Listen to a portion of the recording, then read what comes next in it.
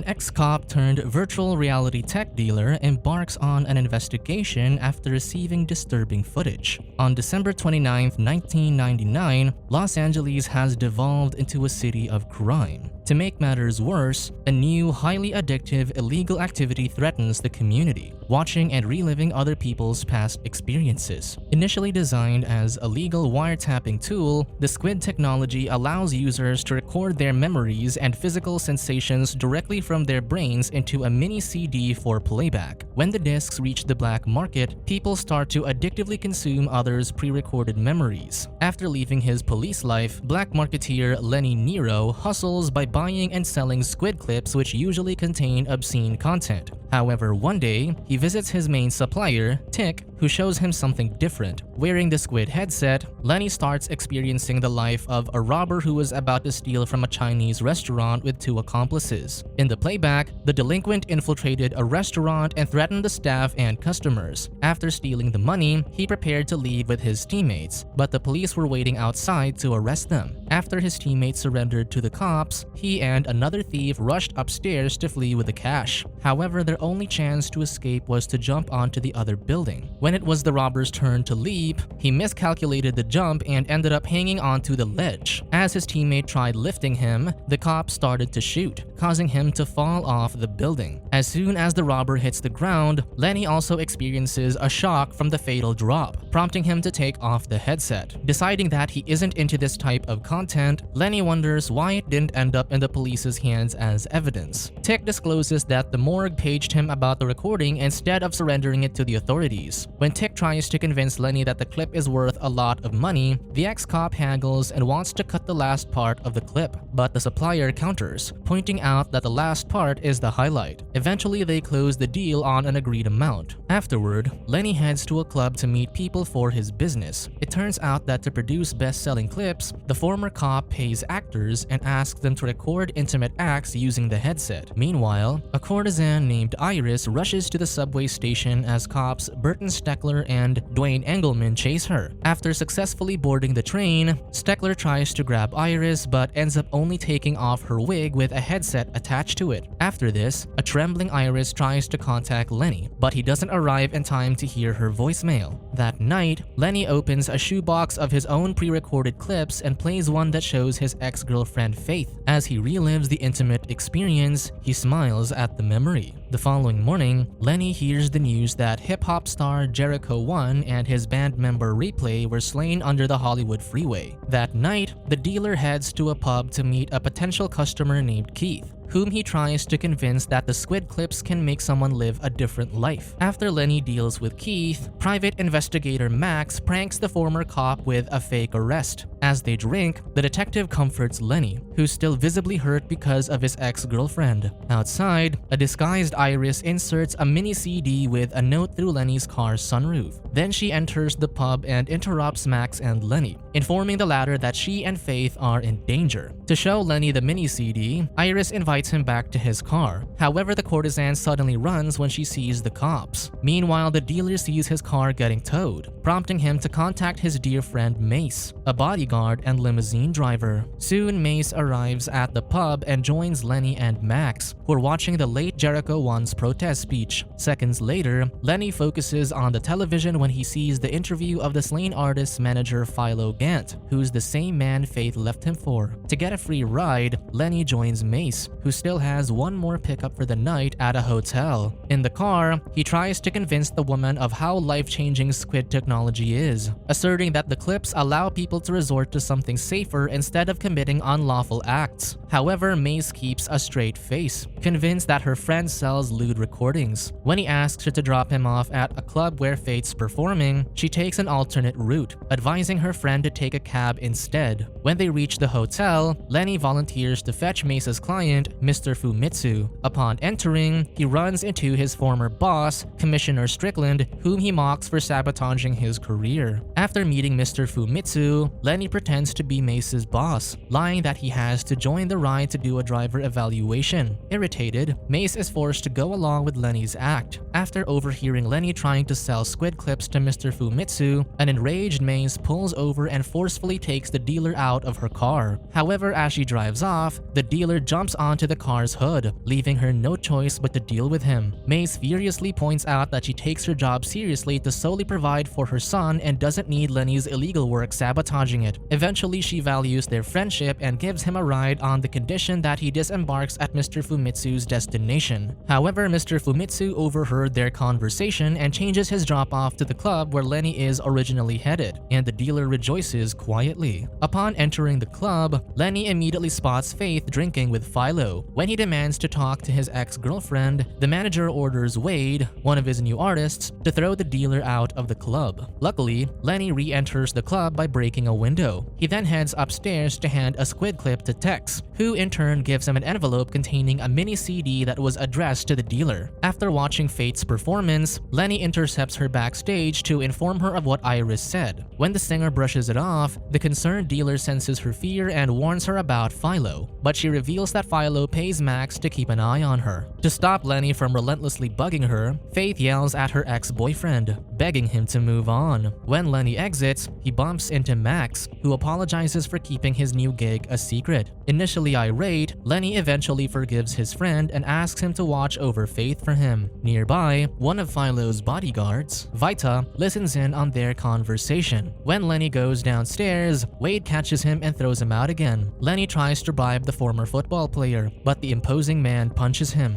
Later, Lenny finds Mace, who's there to pick up Mr. Fumitsu. Nearby, Engelman and Steckler watch them, planning to follow them to their next destination. During the ride, Lenny takes the back seat and watches the mini CD that Tex gave him. While playing the recording, he experiences how the wearer broke into a room at Sunset Regent Hotel to brutally shock and cuff Iris. In the middle of the tape, he opens his eyes and orders Mace to go to the hotel where Iris is. Upon further playback, Lenny watches how the masked man placed a headset on Iris and allowed the courtesan to witness and experience her own cruel fate through his eyes. The wearer then takes advantage of her while strangling her to death. As a result, Lenny feels the overlapping physical sensations from both the wearer and his friend. After watching and feeling such a gruesome experience, Lenny throws up outside the vehicle, prompting Mace to tend to him. He then tells his friend that Iris was heartlessly slain. Just as Mace asks if the clip was real, they both see Iris's body on a stretcher outside the hotel. Afterward, Lenny and Mace drive to deliver the news to Max, who's horrified after watching the clip. As the trio tries to piece the clues together, Mace thinks that the perpetrator is somebody Lenny knows. When Mace suggests surrendering the clip to the police, Max corrects her, reasoning that it'll only put Lenny on the suspect list. Before going their separate ways, the private investigator promises to speak to his forensics contact and get back to Lenny once he has more information. That same night, Lenny heads to Philo's den to inform Faith about what happened to Iris, asking her to come with him so he can keep her safe. However, when Philo sees them, he asks Faith to choose. The woman chooses to stay with Philo, sending Lenny away. Shortly after Lenny leaves, Faith confronts Philo, who's apparently involved in the incident. Meanwhile, Lenny's elevator sends him to a floor where he's beaten up by Vita, Joey, and Eduardo. Fortunately, Mace rescues him and beats the gang with her impressive combat skills. Then, Mace drops Lenny off at his place and promises to check on him the next day. Before he dozes off, he requests for a neck rub and rests his head on her leg. As Mace massages Lenny, she apologizes for being harsh on him earlier, implying that she just hates seeing him go down a dangerous path. Hearing this, the sleepy Lenny assumes that she still loves him, causing her to recall the day she first saw Lenny comforting her son Xander after her ex-husband's arrest. The next morning on New Year's Eve, Max informs Lenny that Iris checked into the hotel under a false name, implying that she was hiding from someone. Before hanging up, Lenny advises his friend to protect Faith since he senses Philo has something to do with the incident. After the call, Lenny spots an envelope outside his window, which contains another mini CD. While he watches it, he sees that the perpetrator snuck into his home last night while he was sleeping and ominously grazed a blade over his neck. Realizing that he's being watched, Lenny gets his gun from under his bed and acts defensively. To his surprise, he finds Mace in the kitchen, and he asks for help packing his things. Afterward, the duo meets with Tick, who reveals that Iris came to him before her passing, mentioning that she wanted to give give Lenny a clip. When Mace tells Lenny to recall the details of his last encounter with Iris, he suddenly remembers that the courtesan wanted to show him something in his car, which got towed that night. So the duo breaks into an impound lot, where Lenny finds the mini CD and note that Iris left. When they're about to leave, Steckler and Engelman arrive, asking them to surrender Iris' tape. To trick the cops, Lenny takes another tape out of his case and gives it to Steckler. Luckily, a dog bites Engelman's leg, allowing the duo to escape to the limo. Then, a long car chase ensues, and Mace speedily drives while Engelman fires from behind, riddling her limo with bullets and damaging one of her tires. Unfortunately, she and Lenny find themselves cornered on a dock in front of a wooden fence that leads to the harbor. When Mace tries to drive in reverse, Steckler's vehicle blocks her way. As she struggles to open the door, the cops start pouring gasoline on Mace's limousine and set it on fire. As the car burns, Mace has no choice but to accelerate toward the water to extinguish the flames. Underwater, she takes the gun and shoots the limo's windshield, allowing her and Lenny to swim to the surface. Realizing that Steckler and Engelman will hunt them down, Mace contacts her friend Curtis to drive them back to her house so she can pick up her son and sister Cecile. Later, Mace takes over the wheel and drives to her brother Ronnie's house, where people celebrate New Year's Eve.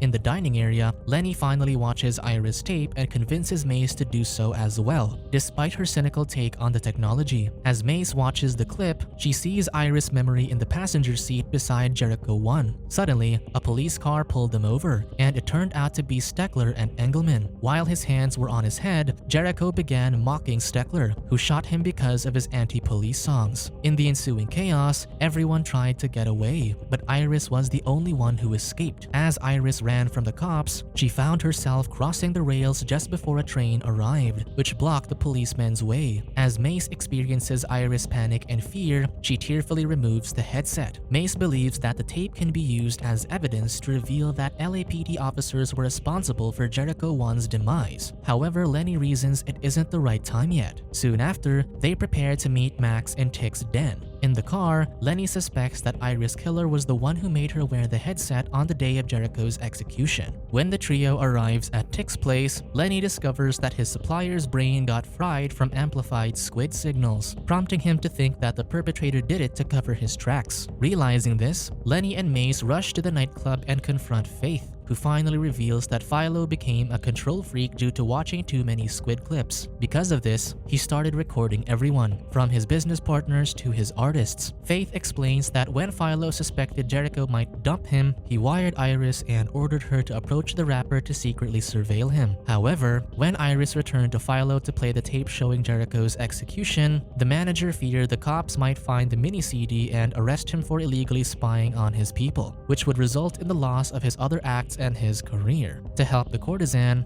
Philo gave her money and ordered her to check into a hotel under a false name. After hearing the information, Lenny immediately suspects that Philo is Iris' killer because he knew where she'd be. To rescue Faith, Lenny convinces her to join them, and she finally agrees. However, as they escape through the crowd, Philo catches them and knocks Lenny down to retrieve the singer, whom he later takes into a suite. Afterward, Mace and Lenny drive back to Ronnie's house. While Mace takes care of Lenny's injuries, he talks to Max on the phone, learning that Faith is under guard. The investigator suggests turning in the clips to Philo to see how he'll react. Before hanging up, Max says to meet him in room 2203 in the hotel, where the manager will host an elite private party. As Lenny prepares to leave, Mace refuses to join him, convinced that Philo is setting him up. Because of her worry for her friend's safety, she throws the box of Faith's tapes on the floor and stomps on them, pointing out that he should let her go. However, Lenny calmly asserts that he's doing this because he's committed to his own promise of protecting her. When Mace finally understands his side, she kisses him on the head and drives him to the private party. Before midnight, a disguised Lenny and Mace arrive at the hotel, where Lenny spots Commissioner Strickland and Philo's bodyguards on opposite ends of the room. When Max doesn't pick up his call, Lenny takes out Iris' tape, planning to surrender it to Philo in exchange for Faith's freedom. However, Mace doesn't support his plan, implying that the tape is worth more than Faith's freedom, and they could use it to expose the corrupt cops. Realizing this, Lenny changes his mind and gives Mace the tape and the player, asking her to hand them to Strickland, whom he believes is a clean cop. After handing the commissioner the mini CD, Mace gets into a brawl with Vita, Eduardo, and Joey in the hotel kitchen but escapes when she threatens them with a handgun. Moments later, Engelman spots her from the crowd and alerts Steckler. Meanwhile, Lenny goes to room 2203, where he finds another envelope with a mini CD. As he plays it, he watches how the perpetrator attempted to take advantage of Faith after wiring her, just like what happened to Iris. Distressed, Lenny pauses his viewing and enters the bedroom where Faith was, only to discover a brain-dead Philo. Then, Lenny continues the playback and discovers that Faith was actually putting on an act for her lover, the wearer who's revealed to be Max. When Philo suddenly caught them, Max admitted to Faith that the manager hired him to end her life. Max then pushed Philo's head against the glass before frying his brain with overstimulation from a clip of him and Faith doing the deed. Shortly after Lenny takes off the headset, he sees Max pointing a gun at him. The private investigator reveals that Philo ordered him to kill both Iris and Faith for a large sum. However, since Max and Faith have a secret affair, the private investigator explains that he wanted to end Philo's life, but needs someone else to take the blame. This is why he set up Lenny as the perpetrator. Soon after, Faith enters and kisses Max in front of her ex-boyfriend. However, when Max is about to shoot Lenny, the remorseful Faith pushes his arm, giving Lenny a chance to fight back. As Max wrestles with Lenny, Faith tries to strangle the investigator, but she ends up taking his wig off, revealing a headset attached to it. As a result, Max feels woozy, allowing Lenny to take advantage of the situation. Despite Lenny's efforts, Max draws his blade and expertly stabs him in the back. As the two men struggle, they find themselves on the balcony, with Max positioned to throw Lenny off. However, Lenny turns the tables, leaving Max hanging onto his tie for dear life. As Max tightens his grip, Lenny takes the blade from his back. He then uses it to cut the tie, freeing himself from Max's grasp and letting him fall to his demise. Meanwhile, Steckler finally spots Mace in the crowd and pursues her, recklessly shooting people in the process. Eventually, she's able to take down the corrupt cops, before a group of shielded officers arrives to arrest her. As the cops mercilessly beat Mace, a kid from the crowd jumps on one of the officers, inciting the other civilians to do the same. As more people join in, the situation quickly escalates into a riot. Amidst the chaos, Commissioner Strickland intervenes, ordering Mace's release as well as the arrest of Steckler and Engelman for ending Jericho's life. After Lenny drags Mace away from the scene, Engelman takes Steckler's handgun and offs himself, prompting the latter to threaten Mace. Just as he's about to shoot her, the officers immediately gun him down. Ultimately, the cops apprehend Faith while Mace and Lenny board separate vehicles to the police station for questioning. However, seconds after the clock strikes 12, Lenny rushes back to Mace and kisses her passionately. While the crowd celebrates the new year, the two friends share a memory finer than any pre-recorded one will ever be. Subscribe to watch more videos like this, turn on notifications and leave a like to help the channel out. Thank you for watching.